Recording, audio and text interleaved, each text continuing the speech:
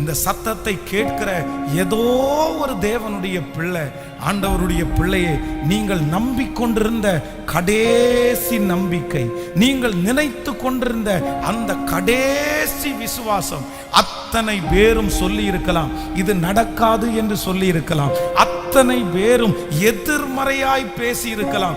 ஆனால் இப்பொழுது உங்க வாழ்க்கையில எவீர்வை போல நீங்க கடைசி நம்பிக்கொண்டிருந்த அந்த நம்பிக்கை இல்லாமல் போகிறது போல ஒரு சூழ்நிலை ஏற்பட்டிருக்குமானால், உங்களுடைய கடைசி நம்பிக்கையும் அற்று போகிற அந்த சூழ்நிலையில இயேசு உங்களை பார்த்து திரும்பி சொல்லுகிறார், நீ பயப்படாதே, விசுவாசம் உள்ளவனாயிரு, கர்த்தர் உனக்கு அற்புதத்தை செய்வார். என் தேவனாகிய கர்த்தர் வாக்கு கொடுக்கிறார். செத்து போனதுக்கு ஜீவன் கொடுக்கிறவர் நம்முடைய கர்த்தர். பட்டு போனதற்கு ஜீவன் கொடுக்கிறவர் நம்முடைய கர்த்தர். உங்களை தட்டி கொடுப்பதற்காய் கர்த்தருடைய வார்த்தை வருகிறது.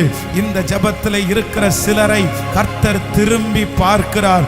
பார்த்து கலங்கி கொண்டிருக்கிற மகளை பார்த்து சொல்லுகிறார், பயப்படாதே, விசுவாசம் உள்ளவளாயிரு, உன் பிள்ளை பிழைக்கும், உன் பிள்ளையை கர்த்தர் வாழ வைப்பார், உன் எதிர்காலத்தை கர்த்தர் வாழ வைப்பார். ஓ பயப்படாதே, அந்த கடன் பிரச்சனையிலிருந்து உனக்கு ஒரு விடுதலை உண்டு. பயப்படாதே, விசுவாசம் உள்ளவளாயிரு, இந்த சூழ்நிலையை தேவன் மாற்றுவேன் என்று வாக்கு கொடுக்கிறார். இன்னைக்கு ஒரு பெரிய ஒரு பகுதியை நம்ம வாசித்து செய்திக்கு நேராய் கடந்து போக ஆசைப்படுகிறேன். வேதத்தை திறந்து மார்க்கு எழுதின சுவிசேஷம் 5வது அதிகாரத்திலே 22வது வசனத்திலிருந்து நம்ம எல்லாருமே சேர்ந்து சத்தமாய் வாசிக்க போகிறோம். மார்க்கு எழுதின சுவிசேஷம் 5வது அதிகாரத்திலே 22வது வசனத்திலிருந்து வாசிக்கலாமா?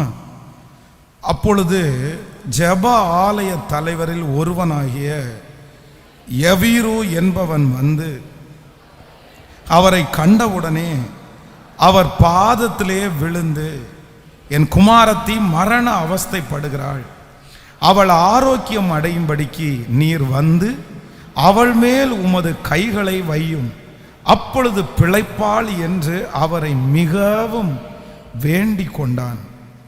அவர் அவனுடனே கூட போனார். திரளான ஜனங்கள் அவருக்கு பின் சென்று அவரை நெருக்கினார்கள். அப்பொழுது 12 வருடமாய் பெரும்பாடு உள்ள ஒரு ஸ்திரீ அநேக வைத்தியர்களால் மிகவும் வருத்தப்பட்டு தனக்கு உண்டானவைகளை எல்லாம் செலவழித்தும் சத்தாயிலும் குணமடையாமல் அதிக வருத்தப்படுகிற பொழுது இயேசுவை குறித்து கேள்விப்பட்டு, நான் அவருடைய வஸ்திரங்களை ஆகிலும் தொட்டால் சொஸ்தமாவேன் என்று சொல்லி ஜன கூட்டத்துக்குள்ளே அவள் பின்னாக வந்து அவருடைய வஸ்திரத்தை தொட்டாள். உடனே அவளுடைய உதிரத்தின் ஊறல் நின்று போயிற்று. அந்த வேதனை நீங்கி ஆரோக்கியம் அடைந்ததை அவள் தன் சரீரத்திலே உணர்ந்தாள்.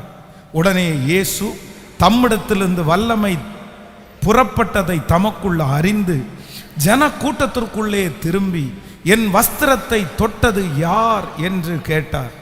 அவருடைய சீசர்கள் அவரை நோக்கி, திரளான ஜனங்கள் உம்மை நெருக்கி கொண்டிருக்கிறதை நீர் கண்டும் என்னை தொட்டது யார் என்று கேட்கிறீரே என்றார்கள்.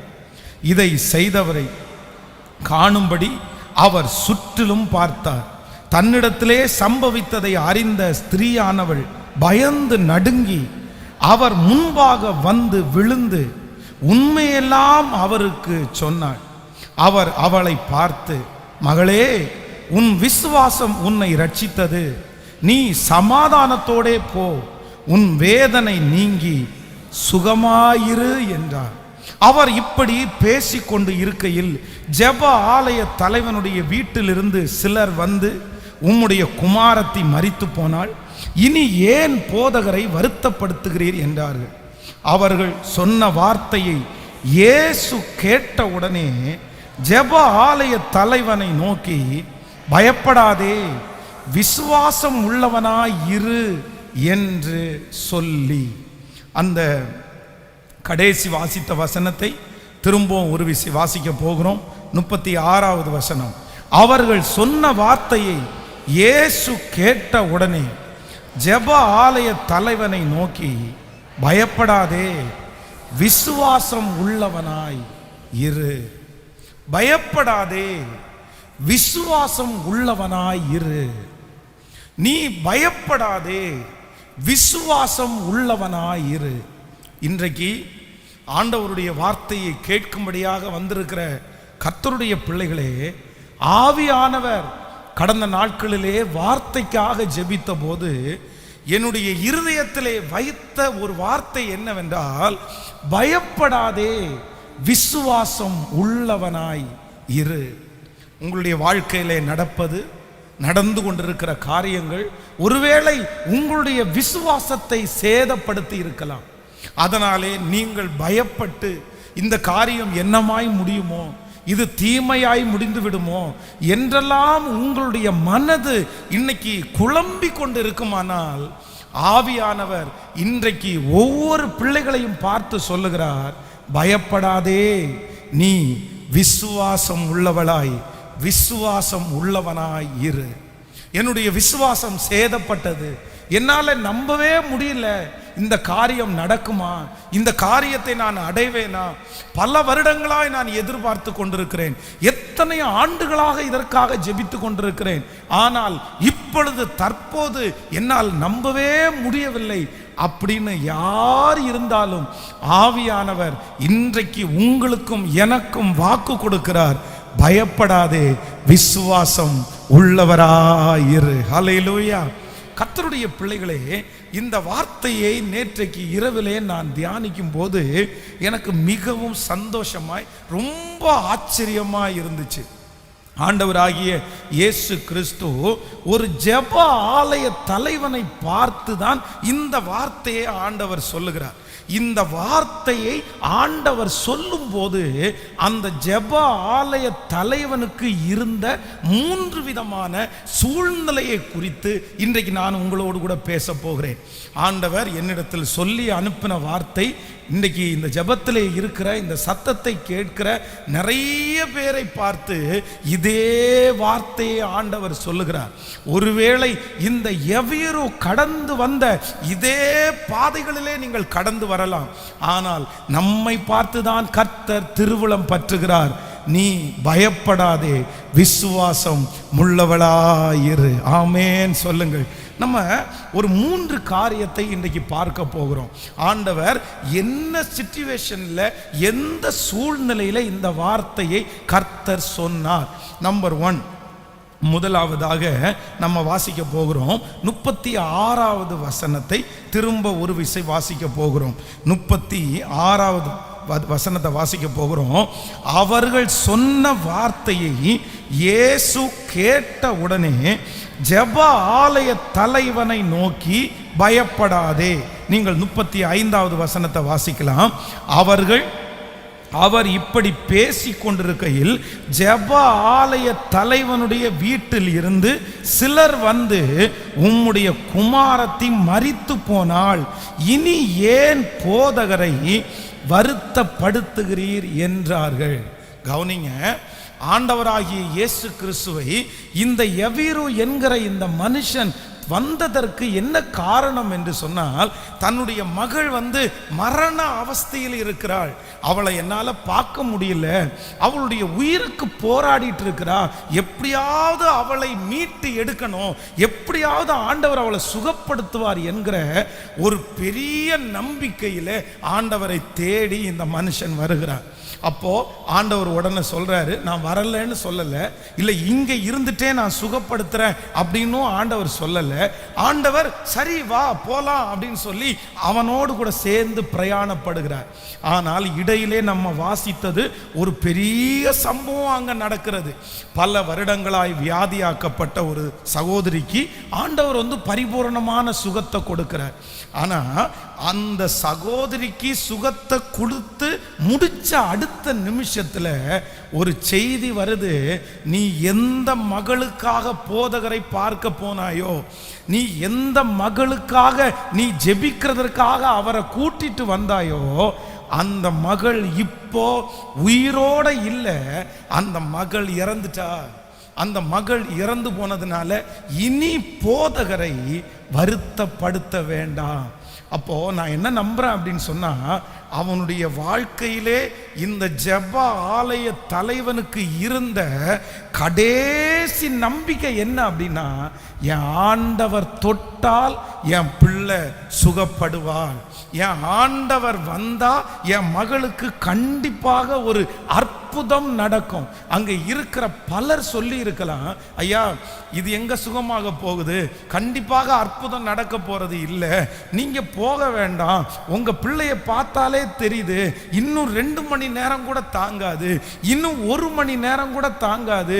சுற்றி இருக்கிற எத்தனையோ பேர் நெகட்டிவான வார்த்தைகளை பேசினாலும் இந்த ஜெப ஆலய தலைவனுக்கு இல்லை, நான் கடைசியா ஒரு முயற்சி எடுப்பேன், எல்லா வாசல்கள் அடைக்கப்பட்டாலும் என் இயேசுவால சுகப்படுத்த முடியும், என் இயேசு அற்புதம் செய்வார். வேதம் சொல்லுகிறது இவர் ஜெப ஆலய தலைவன் அப்படின்னா ஒரு சர்ச்சோட பாஸ்டர் அப்படின்னு வச்சுக்கோங்களேன். பொதுவாக பாஸ்டர் ஊழியக்காரர்கள் சில ஜெப குறிப்புகளை மேடையிலே சொல்லி உங்களுக்காக ஜெபம் பண்ண சொல்லுவாங்க. ஆனால் சில ஜெப குறிப்புகளை உங்கள்கிட்ட சொல்லி ஜெபிக்க கூட முடியாது. ஏன் அப்படின்னா உடனே என்ன நினைப்பாங்க தெரியுமா, பாஸ்டருக்கே இவ்வளோ பிரச்சனை இருக்கா, பாஸ்டருக்கே இவ்வளோ ப்ராப்ளம் இருக்குதா. அப்போ நிறைய ஊழியர்களாய் இருக்கிறவர்கள், தலைமைத்துவமாய் இருக்கிறவர்கள் அவர்களுடைய பிரச்சனையை வெளியே சொல்லி ஜெபிக்கிறதற்கோ தாழ்ந்து போகிறதற்கோ விரும்ப மாட்டார்கள்.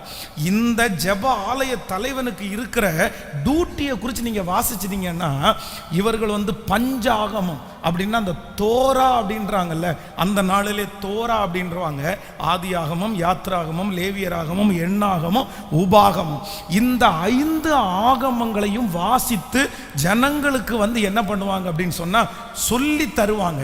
இப்படிதான் இருக்குது, மற்றவர்களுக்கு போதிக்கிறவர்கள், மற்றவர்களுக்கு பிரசங்கம் பண்ணுகிறவர்கள், மற்றவர்களுக்காக திறப்பிலே நிற்கிற மனுஷன். ஆனா இவன் அந்த மதிப்பு எதையுமே பார்க்கல. ஆண்டவரை பார்த்த உடனே வேதம் சொல்லுகிறது வணங்கி அல்ல, அவன் எங்க விழுந்துட்டாராமா, காலே விழுந்துட்டாரு. ஏன்னா தன்னுடைய மகளை அவர் அவ்வளவு நேசிக்கிறார். ஆண்டவரே, உங்களை தவிர வேற யாரும் என் பிள்ளைய சுகப்படுத்த முடியாது, எல்லாரும் இப்படி சொல்றாங்க, அதனால நீங்க எனக்கு ஒரு இரக்கம் செய்ய மாட்டீங்களா அப்படின்னு கெஞ்சுகிறார்.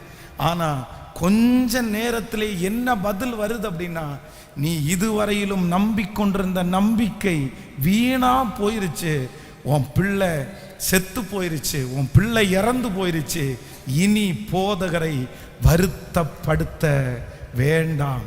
அப்போ நான் நம்புறேன் இயேசு பார்த்துட்டே இருக்கிறாரு. இதுவரைக்கும் அவனுடைய முகம் கொஞ்சம் சந்தோஷமான முகமா இருக்குது. நான் நம்புறேன் அந்த பெரும்பாடுள்ள ஸ்திரீக்கு அற்புதம் நடக்கும் போது இந்த மனுஷனுடைய இருதயம் அவ்வளோ சந்தோஷப்பட்டிருக்கும். சே, ஆண்டவர் எவ்வளோ பெரிய தெய்வம் பாருங்க, இந்த சகோதரி இப்பதான் வந்தா, இவ்வளோ வருஷமா இந்த பிரச்சனை இருக்குது, கர்த்தர் உடனே சரி பண்ணிட்டாரே, சுகப்படுத்திட்டாரே, நம்முடைய ஆண்டவர் எவ்வளோ பெரியவர், இவ்வளோ பெரிய அற்புதத்தை செய்த கர்த்தருக்கு அவருடைய வஸ்திரத்திலிருந்தே வல்லமை புறப்பட்டு போயிருக்குல்ல, அப்போ அவர் கை வச்சா ஏன் அற்புதம் நடக்காது? வஸ்திரத்திலேயே இவ்வளவு பவர் இருக்குமானால் அவருடைய கைக்கு எவ்வளவு பவர் இருக்குது அப்படின்னு ஒரு நிமிஷத்துக்கு முன்னாடி சந்தோஷப்பட்டு சிரித்த அந்த மனுஷனுடைய முகம் அப்படியே கொஞ்சம் கொஞ்சமா மாறுது.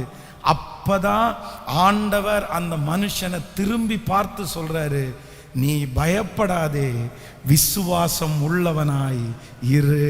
ஆமென் சொல்லுங்கள். இந்த ஜபத்தில் இந்த சத்தத்தை கேட்கிற ஏதோ ஒரு தேவனுடைய பிள்ளை, ஆண்டவருடைய பிள்ளையை, நீங்கள் நம்பிக்கொண்டிருந்த கடைசி நம்பிக்கை, நீங்கள் நினைத்து கொண்டிருந்த அந்த கடைசி விசுவாசம், அத்தனை பேரும் சொல்லி இருக்கலாம் இது நடக்காது என்று சொல்லி இருக்கலாம், அத்தனை பேரும் எதிர்மறையாய் பேசி இருக்கலாம். ஆனா நீங்க இல்லை இல்லை, என் ஆண்டவர் கண்டிப்பா செய்வாரு, என் ஆண்டவர் கண்டிப்பா நடப்பிப்பாரு, நீங்க அவர்களுக்கு முன்பாக நீங்க சவால் விட்டு பேசி இருக்கலாம். ஆனால் இப்பொழுது உங்க வாழ்க்கையில எவீர்வை போல நீங்க கடைசி நம்பிக்கொண்டிருந்த அந்த நம்பிக்கை இல்லாமல் போகிறது போல ஒரு சூழ்நிலை ஏற்பட்டிருக்குமானால் உங்களுடைய கடைசி நம்பிக்கையும் அற்று போகிற அந்த சூழ்நிலையில இயேசு உங்களை பார்த்து திரும்பி சொல்லுகிறார், நீ பயப்படாதே, விசுவாசம் உள்ளவனாயிரு, கர்த்தர் உனக்கு அற்புதத்தை செய்வார். நம்புறவர்கள் கரங்களை தட்டி, எந்த காரியத்திலே கடைசி நம்பிக்கை அற்று போனதோ, எந்த காரியத்திலே கடைசி நம்பிக்கையும் இல்லாமல் போனதோ, என் தேவனாகிய கர்த்தர் வாக்கு கொடுக்கிறார். செத்து போனதுக்கு ஜீவன் கொடுக்கிறவர் நம்முடைய கர்த்தர். பட்டு போனதற்கு ஜீவன் கொடுக்கிறவர் நம்முடைய கர்த்தர். ஹல்லேலூயா.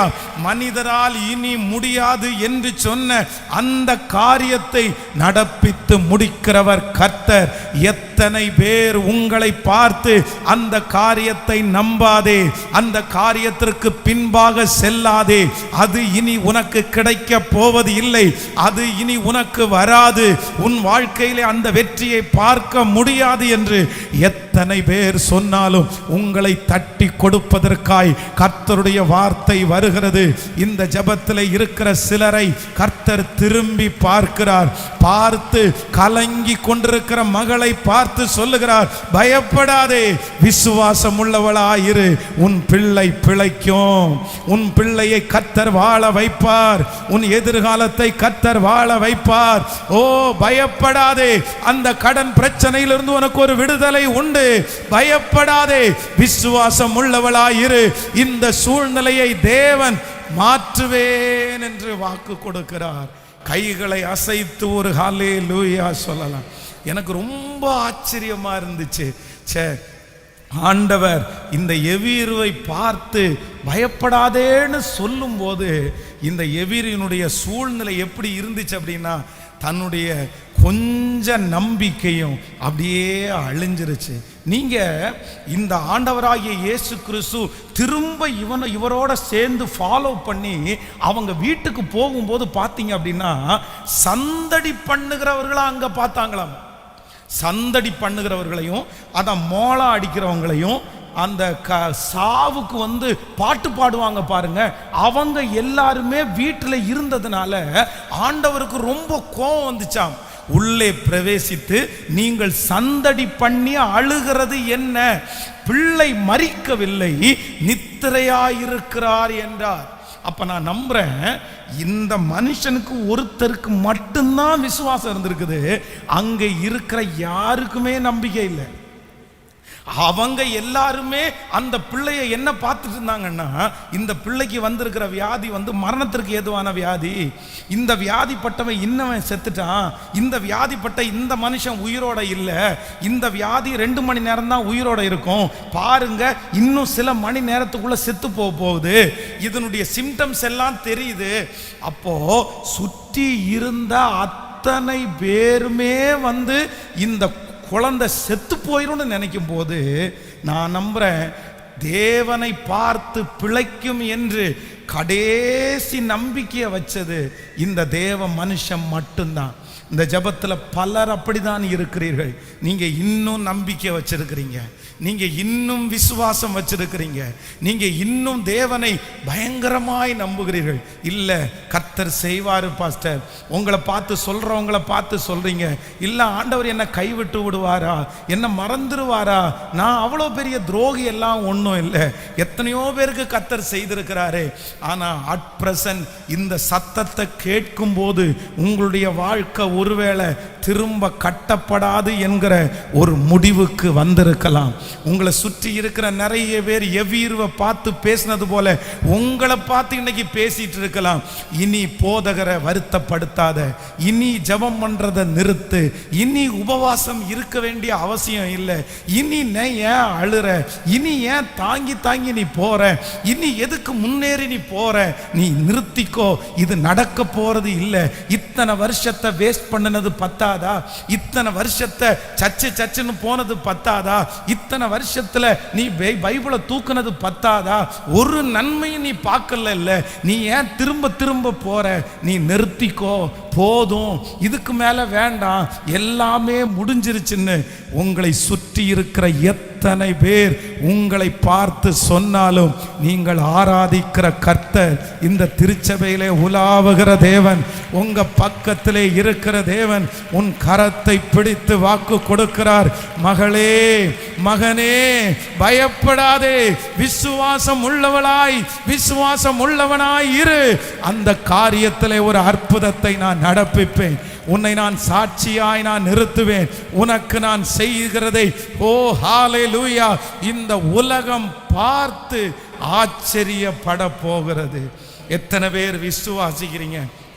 நம்முடைய ஆண்டவர் முடிவிலிருந்து துவக்கத்தை கட்டளையிடுகிற கர்த்தர். முடிஞ்சு போச்சுன்னு மண்ணை போட்டு மூடினதை திரும்பி வளர பண்ணுகிற கர்த்தர். எனக்கு தெரியும், நான் பிரசங்கம் பண்ணி கொண்டிருக்கும் போதே நிறைய பேருடைய வாழ்க்கையிலே இந்த வார்த்தை கிரியை செய்ய ஆரம்பிக்கிறது. நிறைய பேருடைய பக்கத்தில் வந்து கர்த்தர் பேசுறாரு. அந்த வார்த்தையை திரும்ப திரும்ப சொல்றாரு. நீ விசுவாசம் உள்ளவனாயிரு, நீ விசுவாசம் உள்ளவளாயிரு. பயப்படாதே, பயப்படாதே. உனக்கு முன்பாக இருக்கிற பெரிய பர்வதத்தை பார்த்து, பெரிய மலையை பார்த்து, மகளே, மகனே, பயப்படாதே. நீ விசுவாசம் உள்ளவளாயிரு, விசுவாசம் உள்ளவனாயிரு. இந்த மலை பெயர்ந்து சமுத்திரத்திலே தள்ளப்படும். உனக்கு விரோதமாய் உருவாக்கப்படுகிற இந்த ஆயுதம் அது வாய்க்காதே போகும். அது உன்னை தொடுவதற்கு நான் அனுமதிக்க மாட்டேன். ஓ ஹalleluya! இதோ கர்த்தராகிய ஆண்டவர் உங்களுக்கு தீர்க்க தரிசனமாய் வாக்குரைக்கிறார். கைகளை அசைத்து ஒரு ஹalleluya சொல்லலாம். ஏதோ ஒரு மருத்துவர்கள் இதே ரிசல்ட்டை சொல்லி இருக்கலாம். அவர்களுடைய கடைசி ரிசல்ட் இதுவாக இருக்கலாம். அவ்வளோதான், டெட்லைன், கடைசி இதுதான் உன்னுடைய வாழ்க்கையில் நாங்கள் எழுதி கொடுத்துட்டோம். இனி 1000 டெஸ்ட் பண்ணாலும் உனக்கு இதுதான் பதில் வரப்போகிறது. ஒருவேளை வக்கீல் ஒருவேளை உங்களிடத்தில் சொல்லலாம், இனி எங்கே போனாலும் இதுதான் உனக்கு முடிவு, இதுதான் கடைசி, இதுக்கு மேலே எவ்வளோ பெரிய வக்கீல் சொன்னாலும் இந்த வார்த்தையை தவிர வேற வார்த்தையை சொல்ல மாட்டாங்கன்னு சொல்லலாம். நீங்கள் போகிற ஒவ்வொரு இடத்திலையும் இதுதான் கடைசி என்று சொல்லலாம். ஆனால் இன்னைக்கு ஆண்டவர் மறுபடியும் கர்த்தருடைய வார்த்தையை சொல்றாரு. இல்லை, இது கடைசி அல்ல, இது துவக்கத்திற்கு நேராய் தேவன் உங்களை கொண்டு போகிறார். உன்னுடைய விசுவாசத்தை கர்த்தர் கனப்படுத்துகிறார். கர்த்தரை தேடின நம்பிக்கை ஒரு நாளும் கெட்டு போவதே இல்லை. கைகளை உயர்த்தி ஒரு ஹல்லேலூயா சொல்லுங்க பார்க்கலாம். இப்போ நான் நம்புற ஆண்டவரேன்னு சொல்லுங்க. இந்த வசனத்தை விசுவாசிக்கிற ஆண்டவரேன்னு சொல்லுங்க. நிறைய பேருடைய கண்ணில் தார தாரையா கண்ணீர் ஊற்றப்படும் போது பரலோகம் அங்கே எழுதுகிறத நான் பார்க்கிறேன். வாலிப தங்கச்சி, உன்னை கர்த்தர் இப்போ முன்குறிக்கிறார். வாலிப தம்பி, கர்த்தர் உன்னை இப்போ முன்குறிக்கிறார். ஹல்லேலூயா! எல்லாமே முடிஞ்சிச்சுன்னு சொன்ன உன் வாழ்க்கையை பார்த்து தான் சொன்னாங்கல்ல. இன்னைக்கு கர்த்தர் இந்த பிரசங்கத்தின் நடுவிலே கர்த்தர் உலாவி கொண்டிருக்கிற கர்த்தர் உன்னை தட்டி கொடுத்து, இல்லை, உன்னை கர்த்தர் பலப்படுத்தி, நீ பயப்படாதே, நீ பயப்படாதே, நீ விசுவாசிக்கிற காரியம் நடக்கும். நீ சாட்சி சொல்லுவாய் என்று நீ நம்பினாய் அல்லவா? உன்னை சாட்சியாய் நிறுத்துவேன். உனக்கு ஒரு வெற்றியாய் நடக்கும் என்று நீ நம்பினாய் அல்லவா? கர்த்தர் வாக்கு கொடுக்கிறார், அதை வெற்றியாய் நிறைவேற்றுவார். சொல்லுங்க பார்த்துக்கலாம். கையை உயர்த்தி நம்புற ஆண்டவரே. ஹல்லேலூயா! ஜெபிக்க ஜெபிக்க நடக்குது. ஜெபிக்க ஜெபிக்க கர்த்தர் அந்த அற்புதத்தை செய்றாரு. Thank you Jesus, thank you Jesus. ஹல்லேலூயா! அப்போ நம்பர் 1, முதலாவதாக இந்த எவீருவை பார்த்து பயப்படாதே, விசுவாசம் உள்ளவனாய் இரு அப்படின்னு ஆண்டவர் சொன்ன முதல் சூழ்நிலை என்ன அப்படின்னா, தன்னுடைய கடைசி நம்பிக்கையும் அற்று போன சூழ்நிலையில கர்த்தர் இந்த வார்த்தையை பேசுறாரு. ஆமென், ஹல்லேலூயா! இந்த சத்தத்தை கேட்கிற உங்களுடைய வாழ்க்கையில கடைசி நம்பிக்கையும் அற்று போன சூழ்நிலையில கர்த்தர் இந்த வார்த்தையை உங்களோடு பேசி கொண்டிருக்கிறார். ஆமென் சொல்லுங்கள். நம்பர் 2, இரண்டாவதாக எனக்கு ரொம்ப ஆச்சரியமா இருந்துச்சு. அந்த வசனத்தை நம்ம வாசிக்க போகிறோம். வாசிக்கலாமா? அந்த மார்க் எழுதின சுவிசேஷம் 5ஆம் அதிகாரத்தில் வாசிக்கும் போது நீங்கள் 25வது வசனத்திலிருந்து வாசிக்கலாம். 25. அப்பொழுது 12 வருடமாய் பெரும்பாடுள்ள ஒரு ஸ்திரீ அநேக வைத்தியர்களால் மிகவும் வருத்தப்பட்டு தனக்கு உண்டானவைகளை எல்லாம் செலவழித்தும் சற்றும் குணமடையாமல் அதிக வருத்தப்படுகிற பொழுது இயேசுவை குறித்து கேள்விப்பட்டு, நான் அவருடைய வஸ்திரங்களை ஆகிலும் தொட்டால் சொஸ்தமாவேன் என்று சொல்லி. கவனிங்க, எல்லாரும் என்னை கவனமாய் கவனிங்கள். கர்த்தருடைய பிள்ளைகளே, இரண்டாவது ஆண்டவர் இந்த வார்த்தையை சொல்றதற்கு இங்க ஒரு சூழ்நிலை இருக்கிறது. என்ன சூழ்நிலை அப்படின்னா, இந்த எவீரு என்கிறவன் தன்னுடைய வீட்டில் தன்னுடைய பிள்ளை மரண அவஸ்தையில் இருக்கிறாரு. அவர் ஜெபம் பண்ணி நம்ம ப்ரேயர் பண்ணிட்டே இருப்போம் அப்படின்னு நினைக்கல. ஆனால் அங்கே இருந்து கஷ்டப்பட்டு ஆண்டவரிடத்தில் அவருடைய பாதத்தில் விழுந்து இந்த வார்த்தையை கேட்கிறார். அது மட்டுமல்ல, அந்த மனுஷனை ஆண்டவர் எப்போ வைத்திருந்தாரோ, எப்போ தலைவனாக வைத்திருந்தாரோ, அப்போலிருந்து அநேக ஜனங்களுக்காக ஜெபிக்கிற ஒரு மனுஷன். ஆனா இப்ப அவனுடைய கண்ணுக்கு முன்னாடி ஒரு அற்புதம் நடக்குது. வஸ்திரத்தின் ஓரத்தை தொட்டவங்களுக்கு அற்புதம். அடுத்த நிமிஷம் அவ்வளவு தூரம் பிரயாணம் பண்ணி இவரோட நடந்து இவரோட பேசிட்டு இவரை வருந்தி அழைச்சவனுடைய குழந்தை செத்து போயிருச்சுன்ற நியூஸ். நல்லா கவனிங்க, மனசு எப்படி இருக்கும் பாருங்களேன். அந்த சகோதரி என்ன சொல்றான் அப்படின்னு சொன்னா, என்னுடைய பணம் முழுக்க நான் நோய்க்காக ஆண்டவருக்கு செலவு பண்ணல. நான் எங்க செலவு பண்ணேன்? நான் வைத்தியரிடத்தில் செலவு பண்ணேன். என்னுடைய நாட்கள் முழுக்க நான் வைத்தியரிடத்தில் செலவு பண்ணேன். ஆனா எங்கேயுமே சுகம் கிடைக்காம நான் எல்லாவற்றையும் இழந்து இப்போ ஆண்டவரை பற்றி கேள்விப்பட்டு நான் உபவாசம் இருக்கல, நான் ஜெபிக்கல, நான் அதற்காக வசனம் எல்லாம் நிறைய வாசிக்கல, அதுக்காக பல மைல் தூரம் டிராவல் பண்ணியெல்லாம் நான் போகல. அவ்வளோதான், இயேசுவை பார்த்தேன், இயேசுனுடைய வஸ்திரத்தை தொட்ட அடுத்த நிமிஷத்தில் எனக்கு என்ன நடந்துச்சுன்னா அற்புதம் நடந்துச்சு. இன்னைக்கு இந்த ஜெபத்தில் இருக்கிற நிறைய பேருக்கு முன்னாடி நிறைய பேர் வாழ்ந்திருக்கிறாங்க. அவங்க ஒரு பெரிய ஜெப வீராங்கனையா இல்லாமல் இருக்கலாம். அவங்க ஜெபிக்க மாட்டாங்க, சர்ச்சுக்கு ஒழுங்கா வந்திருக்க மாட்டாங்க, ஆண்டவரை பெருசா தேடி இருக்க மாட்டாங்க, பெரிய கமிட்மெண்ட் எதுவுமே பண்ணியிருக்க மாட்டாங்க. ஆனா உங்க கண்ணுக்கு முன்னாடி அவங்களுக்கு அற்புதம் நடந்துட்டே இருக்குது. நீங்க சொல்லலாம், துன்மார்க்கமாய் வாழ்கிற அவனுக்கு நடக்குதே, பொல்லாதவனாகிய அவனுக்கு நடக்குதே, அவன் நல்லா இருக்கிறானே பாருங்க, அவன் இன்னைக்கு ஒரு நாள் தான் ஜெபம் பண்ணான், இன்னைக்கு ஒரு நாள் தான் சர்ச்சுக்கு வந்தான், அடுத்த நாள் சாட்சி சொல்றாங்க பாருங்க, அவ்வளோ பெரிய சாட்சி. ஆண்டவரே, இத்தனை நாளும் உங்களை நான் தேடுறேன் இல்லை, இத்தனை மாதங்களும் உங்களை தேடுறேன் இல்லை, இத்தனை வருஷங்களும் உங்களை தேடுறேன் இல்லை, நேற்றைக்கு வந்த ஒரு மனுஷனுக்கு உடனே அற்புதம் நடக்குது, எனக்கு அற்புதம் இல்லையா? எனக்கு அற்புதம் இல்லையா?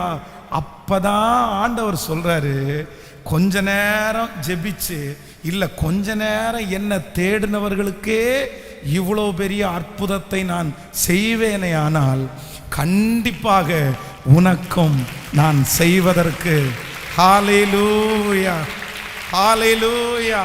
இன்றைக்கு இந்த சத்தத்தை கேட்டுக்கொண்டிருக்கிற யாரோ ஒருத்தர் மனசுல நினைக்கலாம், பாஸ்டர், இவ்வளவு தூரம் நான் ஆண்டவரை தேடுறேன், இவ்வளவு தூரம் ஆண்டவரோட கூட வாழ்றேன், ஆனா ஜெபிக்காத ஒரு மனுஷனுக்கு அற்புதம் நடக்குது, என் கூட வேலை பார்க்குற அவனுக்கெல்லாம் அற்புதம் நடக்குது, என் வீட்டுக்கு பக்கத்தில் இருக்கிறவங்களுக்கெல்லாம் அற்புதம் நடக்குது, ஆனால் எனக்கு மட்டும் ஒன்றுமே நடக்கலை, எனக்கு மட்டும் ஒன்றுமே நடக்கலை. இந்த எவீரனுடைய சூழ்நிலையை பாருங்க, எப்படி இருக்கும் பாருங்களேன். ஆனால் சட்டப்படி நடக்கணும்னா யாருக்கு தான் ஃபஸ்ட்டு நடக்கணும்? கேட்கல, ஃபஸ்ட்டு ஆண்டவரை தேடினது யாரு? எவீரு. ஆண்டவருடைய பாதத்தில் முதல்ல விழுந்தது யாரு? இந்த அம்மாவாவது அற்புதம் பெற்றுக்கொண்டதற்கு பிற்பாடு கர்த்தருடைய காலில் விழுந்தாங்க. ஆனா இந்த எவீரு ஜெபம் பண்ண வரும்போதே கர்த்தருடைய பாதத்தில் கேட்கல. ஆவிக்குரிய வாழ்க்கையிலே பின்தங்கின, ஸ்லோவா வந்த, எல்லாத்தையும் இழந்துட்டு கடைசியில் ஆண்டவரை ட்ரை பண்ணின அந்த அம்மாவுக்கு தன்னுடைய கண்ணு முன்னாடி அற்புதம் நடக்குது, தனக்கு முன்னாடி அவங்க சாட்சி சொல்றாங்க. ஆனா ஆண்டவரையே இவ்வளவு தூரம் கூட்டிட்டு வந்த எவீருவுக்கு ஒண்ணுமே நடக்காததை பார்த்த உடனே மனசுக்குள்ள ஒரு பெரிய சோர்வு வருது. நான் நம்புறேன் அத்தனை கூட்டத்தின் மத்தியிலையும் ஆயிரக்கணக்கான பேர் ஆண்டவரோடு கூட கடந்து போறாங்க. ஆனா இந்த செய்தி வந்து காதுல கேட்ட உடனே நான் நம்புறேன் யார் ரொம்ப உன்னிப்பா கவனிச்சிருக்கான்னா இயேசு எவீரு அப்படியே திரும்பி பார்த்துருக்கிறாரு. எத்தனை பேர் ஆமோதிக்கிறீங்க? அப்படியே பார்த்துருப்பாரு. நான் நம்புறேன் கொஞ்சம் கொஞ்சமா அவனுடைய முகம் என்ன பண்ணியிருக்கும்னா அப்படியே சுண்டி போயிருக்கும். அது வரைக்கும் ஃப்ரெஷ்ஷா, அது வரைக்கும் ரொம்ப விசுவாசமா, அது வரைக்கும் ஏதோ ஒன்று கிடைக்க போறதுன்ற ஒரு நம்பிக்கையில, நான் கூப்பிட்ட உடனே இயேசு வந்துட்டாரே, நான் சொன்ன உடனே இயேசு வந்துட்டாரே, சே என் மேல எவ்வளோ பாசம், என் மேல எவ்வளோ பாசம். இதே சூழ்நிலையில் இந்த ஜபத்தில் யாராவது ஒருத்தர் இருக்கலாம். நீங்க ஆண்டவரை மலை போல நீங்க நம்பி இருக்கலாம். நீங்க ஆண்டவரை ஆராதிக்கிறதுல ரொம்ப சந்தோஷப்படலாம். இதுக்கு முன்னாடி பெரிய அற்புதத்தை நீங்க பார்க்காட்டாலும் இயேசு உங்களோட டிராவல் பண்ணி வர்றதே உங்களுக்கு ஒரு பெரிய சந்தோஷமா இருக்கலாம். அதை நீங்க மகிழ்ச்சியா ஏத்துக்கலாம். ஆனா இப்ப இருக்கிற சூழ்நிலை ஜெபிக்காதவங்களுக்கெல்லாம் நடக்கும்போது எனக்கு நடக்கலையேன்னு சோர்ந்து போய் வந்திருப்பீர்களே. ஆனால் கர்த்தர் இன்னைக்கு நிறைய பேருடைய முகத்தை திரும்பி கர்த்தர் பார்க்கிறார். உங்கள் பக்கமாய் கர்த்தர் திரும்பி பார்க்கிறார். கர்த்தர் வாக்கு கொடுக்கிறார், அவளுக்கு செய்தது சாதாரணமான அற்புதம், அவளுக்கு செய்தது சாதாரணமான அற்புதம். ஆனால் உனக்கு நான் செய்ய போவது சாதாரணமான அற்புதம் அல்ல. அது யாராலும் செய்ய முடியாது, அது யாராலும் கண்டுகொள்ள முடியாதது, எல்லாரும் போற்றப்படுகிற அளவிற்கு. அதனால தான் கர்த்தர் திரும்பி பார்த்து எவீருவை பார்த்து சொல்லுகிறார், பயப்படாதே, நீ விசுவாசம் உள்ளவளாய் இரு, விசுவாசம் உள்ளவனாய் இரு. உன் ஜெபங்கள் கேட்கப்பட்டது, உன் ஊழியம் கேட்கப்பட்டது. நீ கர்த்தரை தேடுறதை கர்த்தர் கணக்கிலே வைத்திருக்கிறார். அவருடைய நாமத்திற்காய் காண்பித்த அன்புள்ள பிரயாசத்தை மறந்து விடுவதற்கு அவர் அநீதி உள்ள தேவன் அல்ல. ஹல்லேலூயா.